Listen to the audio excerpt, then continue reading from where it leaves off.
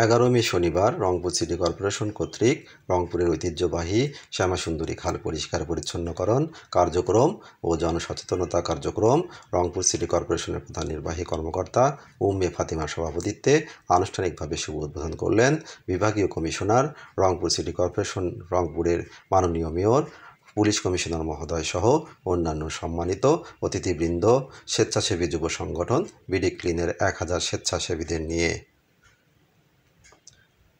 আজ রংপুরের ঐতিহ্যবাহী শ্যামাসুন্দরী খালটির 5 কিলোমিটার পর্যন্ত পরিষ্কার পরিচ্ছন্নতার কাজ চলবে। রংপুরবাসীকে পরিচ্ছন্ন একটি নগরী উপহার দেওয়ার লক্ষ্যে এ কার্যক্রম শুরু করেছে রংপুর সিটি কর্পোরেশন রংপুর।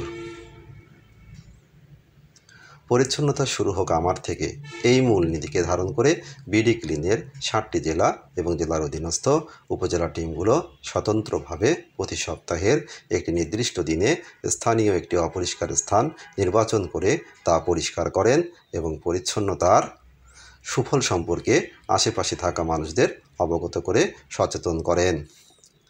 আজ বিডি ক্লিনের 1000 স্বেচ্ছাসেবী রংপুরের ঐতিহ্যবাহী শ্যামাসুন্দরী খাল পরিষ্কার করার কাজে নেমেছেন। সাজেদুল করিম, সত্যের কণ্ঠ 24।